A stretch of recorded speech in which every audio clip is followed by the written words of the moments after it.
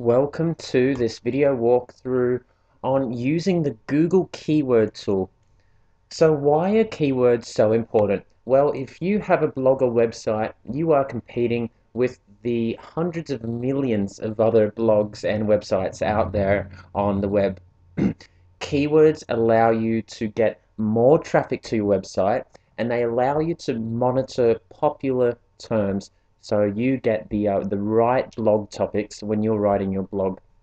It's really important to pinpoint this, as if you write a blog topic that's not getting strong keywords, or you've written a blog post and you choose to title it something with very weak keywords, then it'll decrease the chances that people have of seeing that blog.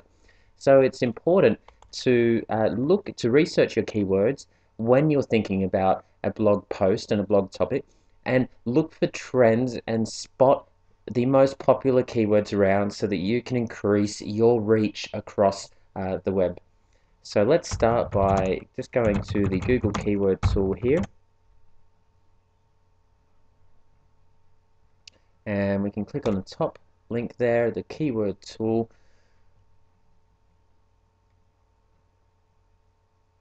and this takes us to the analyzer that Google set up. It's part of the AdWords website.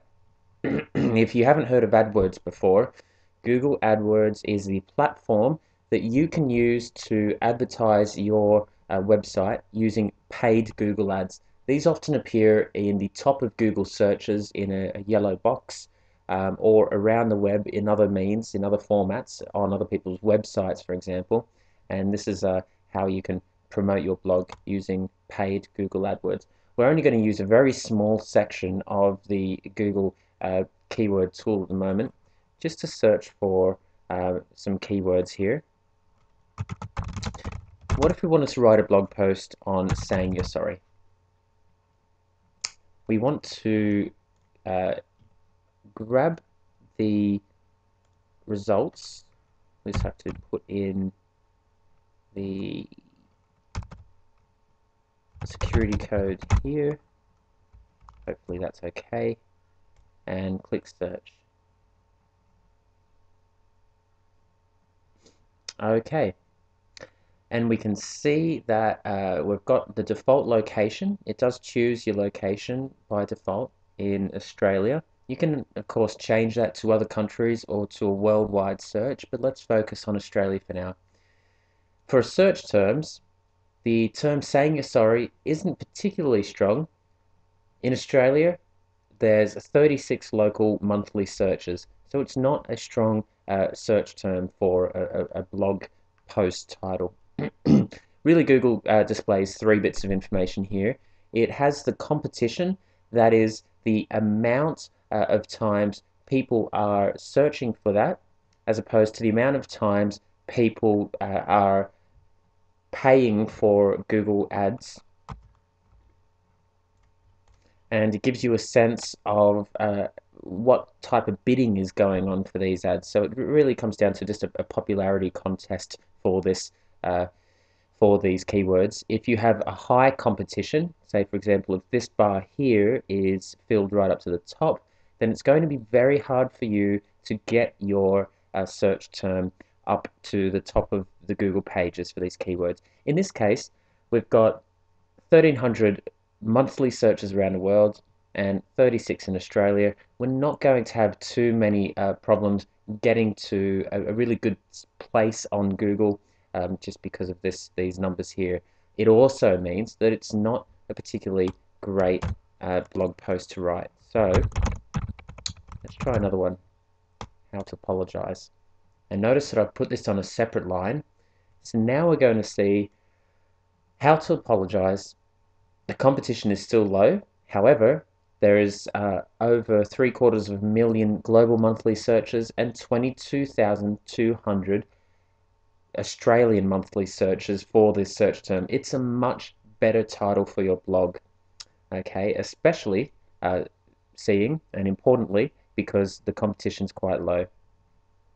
Google's also put up some keyword ideas here, just based on the keywords you've typed in and what people search for um, along with those keywords. So posts like how to make a friend, probably not too relevant for us, and some other search terms down here. We can sort these by local monthly searches. Just by clicking on the column here, we can see what's popular in Australia. So how to get a friend, there's 40,000 searches. How to make a friend, 33,000, etc. So we're not doing too bad with a how to apologize blog post. We're going to be on a good track here. So let's go for that one. How to apologize, and we'll go back to our blog post and choose that one. And that's about it for Google Keyword Tool. So the other tool we're going to look at is Google Insights.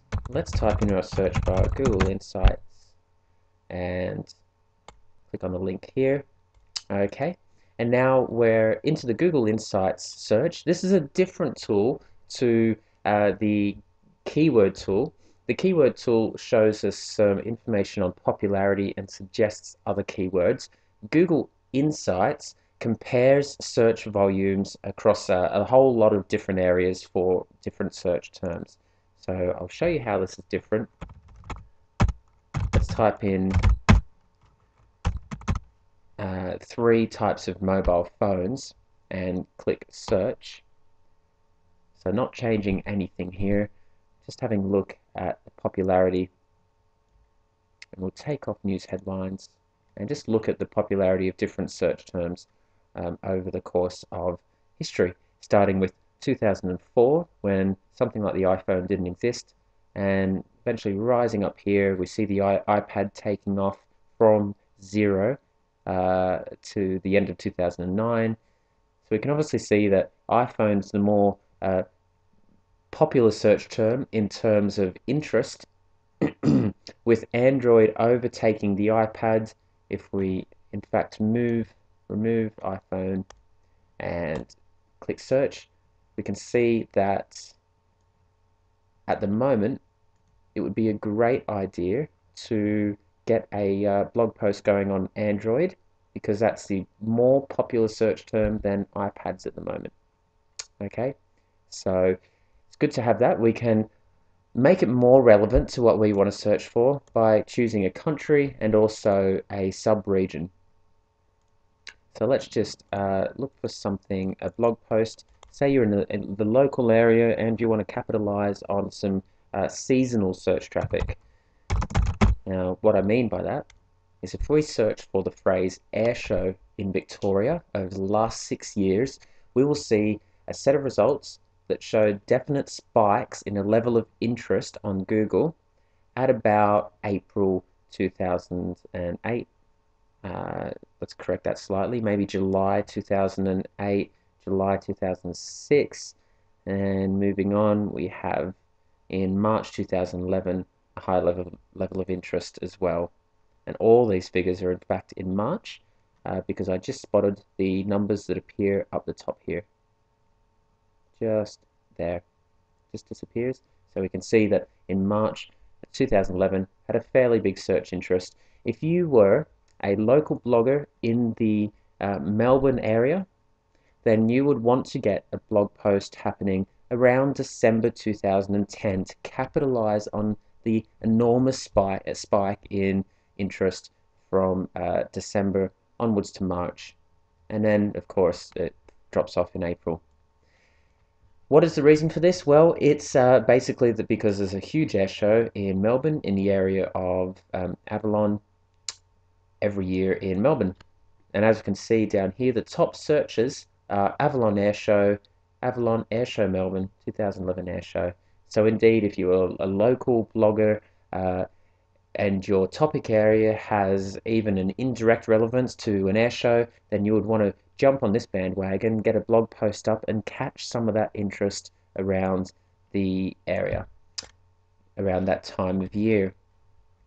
So indeed, it's a great way to look for not only comparing search terms, but also to compare regions and to compare rising trends. And I'll show you an example of rising trends. simply by clicking search and leaving nothing in the box. And then what comes up here is the web search interest in the last 7 days. Okay, so in the last 7 days, we can see that the following search terms have come up for a television show, for celebrities, and for other celebrities. Up here, breakout search terms. Again, not always the most useful data, but you can see that in certain areas, such as Tasmania, you can really break this down to see that the block and weather have been popular search terms. Again, in the ACT, have a look at rising searches there, NRL, and it's really good to keep a monitor on those. Of course, you can add a comparative search for states across Australia and their interest in something like coffee, and do that over the last 6 years. Press enter and you can see that Australian Capital Territory really leads the way in search interest in the term coffee.